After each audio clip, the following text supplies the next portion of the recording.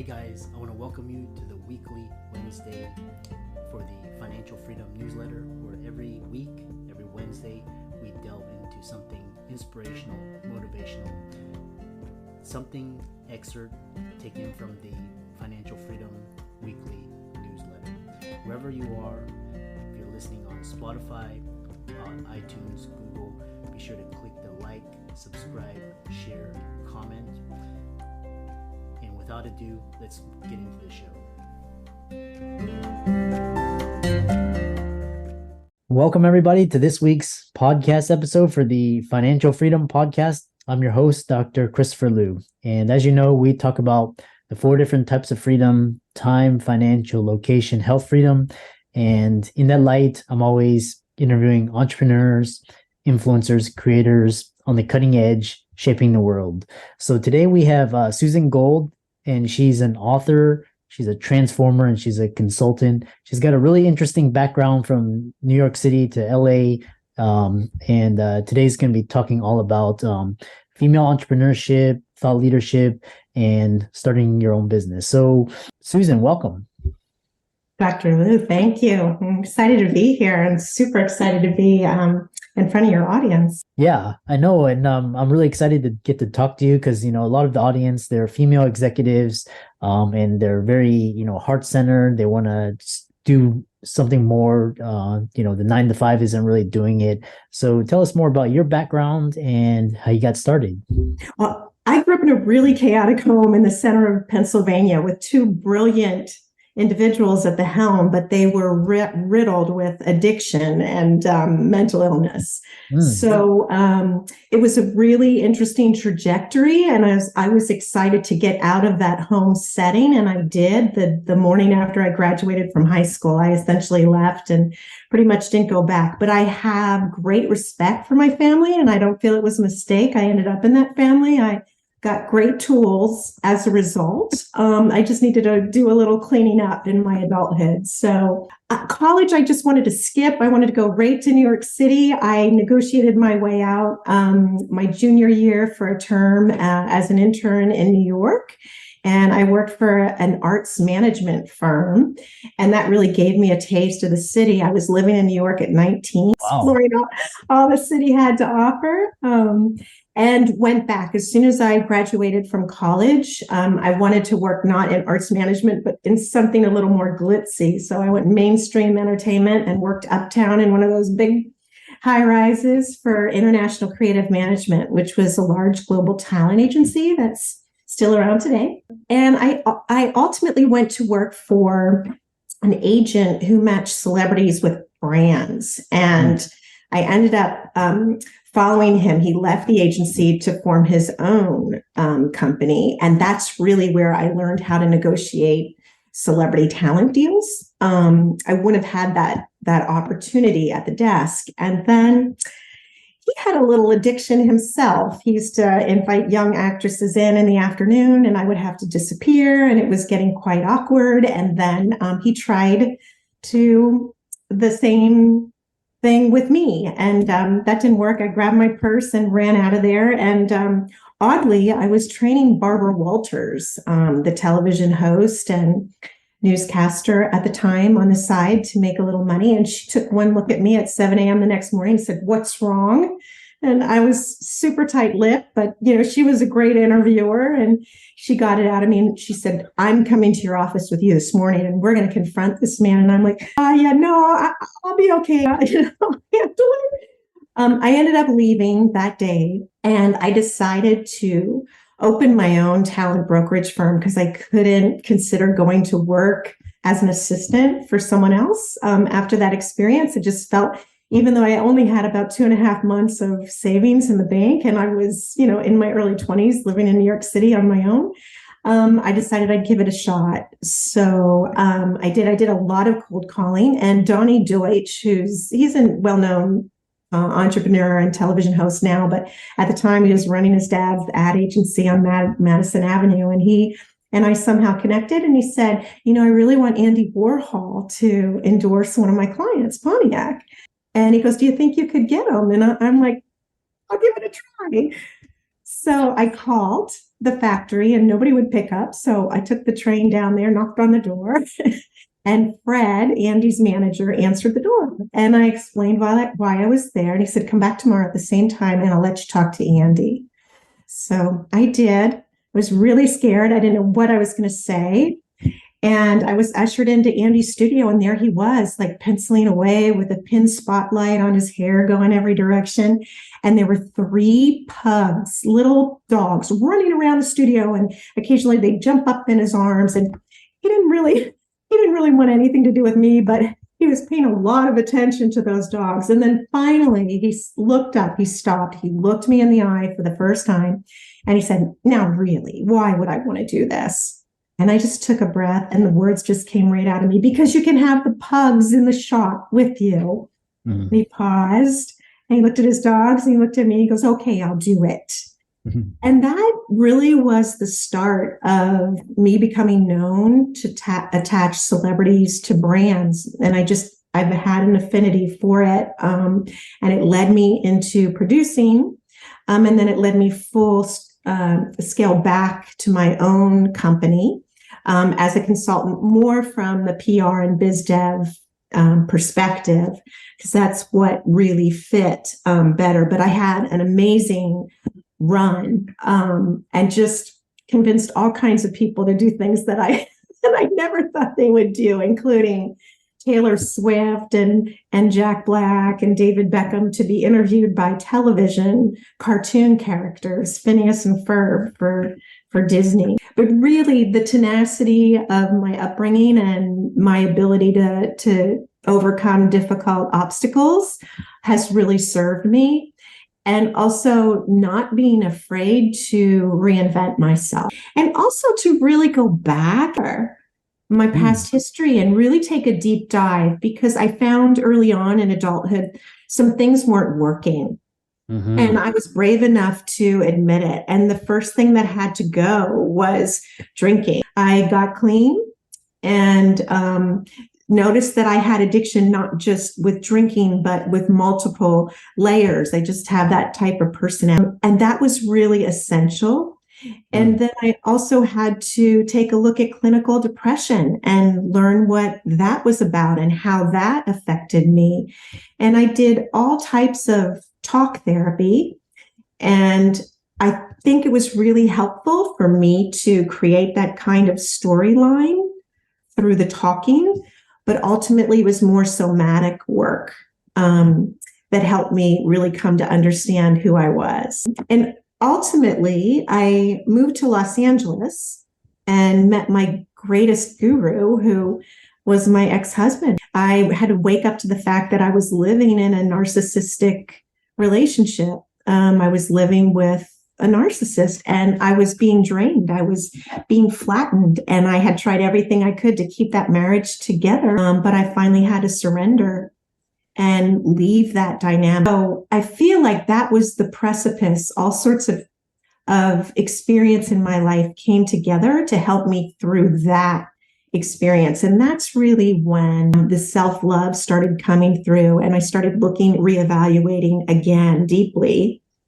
And I was sort of called to write a book. I never thought I would. I thought, a book's just a PR tool. Do I really have to go through? But I kept continually being encouraged that I had a unique story. I had a lot to share. So I put it all down on paper. And I have to say, the experience was really incredible. Just the amount of self-respect I've garnered and the amount of self-love. And then now I'm getting close to it being published and leaking it out by drips and drops. And I'm finding people really responding to my experiences and echoing similarities. So yeah, that's where I hope to go to help other people just through my own experience. Yeah, very fascinating story. A couple things that entrepreneurship is just basically a process of self-discovery, and success manifests itself in different ways. But you pointed out some really interesting things. You describing it, kind of like the tools, and then you had to clean up, and this idea of somatic work, which I want to talk about a little bit later.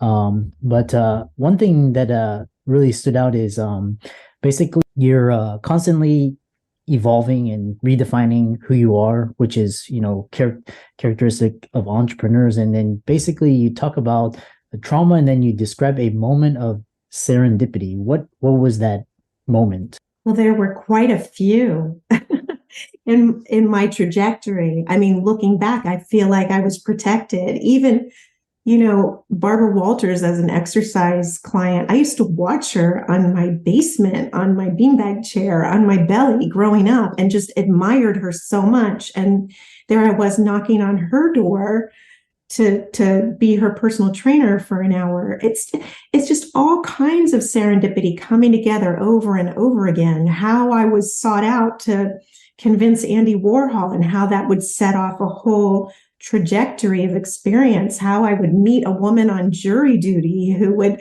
later bring me to Hearst to book talent for TV shows and VH1 and MTV, and then to be invited to Los Angeles to work with her and help launch a reality series. You never know where those opportunities are going to come from. And I'm grateful that I didn't get too in school. And, I never created a business plan. I've never been to business school. I've done it intuitively, and I've just taken the next step, and I've asked a lot of questions along the way, and the gateways sort of open when it's the direction that I'm to flow in. The gateways just continually open. I've had some doors shut quite solidly, but that's just the sign. Hey, maybe not that direction, maybe this direction instead. Mm. And what it sounds like is really because, especially in entertainment, do you really need to go to school for that? Maybe if you want to executive or, whatnot. But what you're talking about is basically living from the heart. And you've done it in so many different ways. You've transferred trauma. You've redefined yourself. You wrote a book. You work with celebrities, which is one deep question is, what helps you create transformation from trauma, or how do you go about that? I'm really so happy you're enlightened to ask that question, because that has been such an unveiling in my life.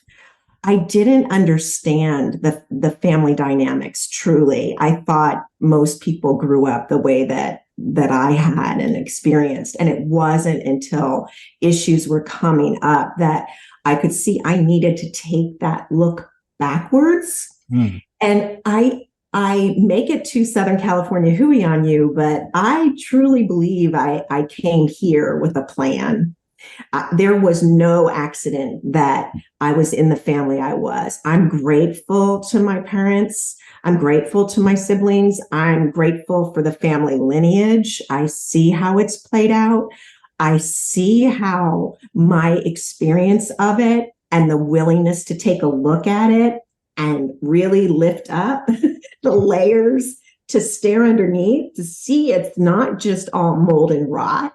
There's some real flecks of gold under there that are transformation. That's the transformation. Can I see this from a new point of view? Mm-hmm. And can I shift this? Yeah. Because a lot of people, I find, just hold it. Mm-hmm. And then they die, or they have a near-death experience, and they're shown a different way. I'm like, I'm going to take a look at it while I'm here. Try to sift through it all while I'm here, and find a different light. So I truly feel like transforming the trauma is a soul evolution and heart opening. Yeah, that's quite profound when you say transforming trauma, soul evolution, and heart opening. A lot of listeners out there, they're holding on to all this trauma. Either they're running away, workaholism, or running towards, trying to strive.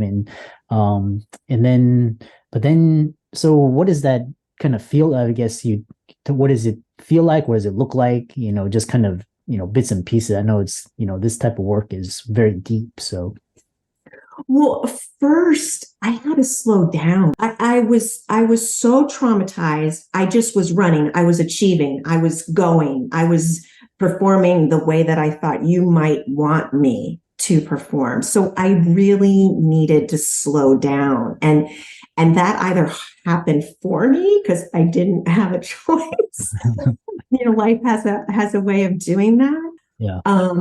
And meditate did help that a bit. It was very difficult in the beginning. I was introduced to meditation on my way out of New York City and embraced it more deeply once I was in Los Angeles. And I've done long-term silent meditation retreats, and that's been incredibly helpful. I thought meditation was all about complete silence, like completely. I had no idea I was going to sit on a cushion and be tortured by all these thoughts streaming through this big, beautiful brain of mine. So that was a realization that was profound, I have to say, but just really getting still and also like just counting my breaths or doing repetitive 4 in, hold 4, out 4 can take me from a breathing dragon right into my body grounded and open, back to a true, authentic human being ready to be open and listen. Wow. Very fascinating. We'll talk a little bit about, because you described these concepts and really, and you applied it, towards entrepreneurship. One question before we talk about your works is this idea where you talk about somatic work. I've heard of that, and I've heard people do like energy shadow work, but describe what that is. So for me, somatic work means going into my body. I've always related through the body. I don't know if that comes because I started training as a dancer when I was 3 on, or it was just the athleticism of our family, but I've always related through my body, and I've always carried trauma in my body. I mean, as an adult, that manifested in a hip impingement on my left side, which I've actually worked through. I haven't gone the traditional Western route. I've worked with muscle versus the trauma and the pathology. Yeah, I think I lost my train of thought there, but the somatic into the body. The somatic work. Yeah. So that can be going inside and seeing where a particular feeling is, what color it is. Is it moving? Is it still? Is it explosive? Is it quiet? And just watching it shift. And I've had trapped emotions release through methodologies like that. There's the Bradley method. There's all types of methods. Yoga has also helped, particularly yin yoga, where you're just holding a position for 2 to 5 minutes. And the same kind of experience, I feel everything shifting in through the body and opening, and the tension or the trauma dissipating. Wow, interesting. That's quite interesting because I've experimented a little bit, and it's like it's hard to tell, what is, where's the trauma, or if there is trauma, or where you store it, and it's kind of interesting. But definitely, what are some resources, books, or podcasts, YouTube channels to check that out? So the Bradley method, people can Google the Bradley method, which is really helpful. You have to have a practitioner, but one of my favorites, when I was going through my divorce, I did something called the Narcissistic Abuse Recovery Program. And the somatic program was called Quanta Freedom Healing. It's an Australian woman. Her name is Melanie Tonya Evans. And you go in through the body, and it can be current, it can be past, it can be historical, but she takes you through a release of so many different emotions. And that's what got me through my divorce, that work, and really prompted a lot of somatic healing for myself. Wow, interesting. Yeah, I'll have to check that out. And I want to, as we come to the end, you've really beautifully described a lot of these as subjective concepts. Tell people about your book, Toxic Family: Transform Childhood Trauma into Adult Freedom, where people can find it, what it's about, and all about that journey. Well, sure. I mean, the first thing when I hear the title out of your mouth, I kind of shake because it wasn't my original title. My publisher came up with the Toxic Family Trial. Mine was Magical Illumination, because I feel like I've gone through my life to uncover so much, and it has been a magical journey. But really, the book is about a toxic family system and the impact that had on me as a child and the trauma, and then transforming that as an adult to live fully and thrive and to break those old systems. Mm-hmm. So the book is my first, even though I've been told for many years I have that book to write. And I've been told there are more coming. So we'll see what happens. But it releases March 22nd. And that's actually my mother's birthday, which is so serendipitous. And I'm already, getting a positive response. I think it's really told in an honest way. It's a memoir, and it's told very honestly. And I think people are resonating. Yeah, absolutely. And really, book, when I wrote out my book is very cathartic, and basically it's kind of a way to process things. And for the audience out there, Susan's resources will be in the links and show notes, and especially the link to her book. And lastly, where can people find out more about you, follow you, check you out on social media, etc.?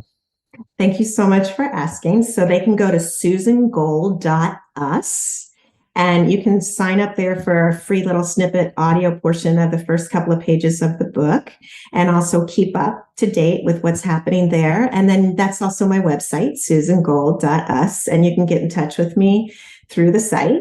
And there's also resources and help there on the site. And I look forward to hearing from your listeners and helping. Yeah. And for all the listeners out there, this is really fascinating individual. And thanks, Susan, for coming onto the show, sharing her wisdom and her experience.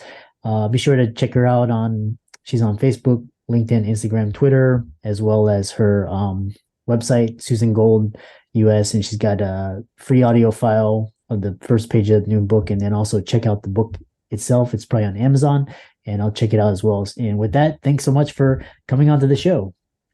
Thanks for having me.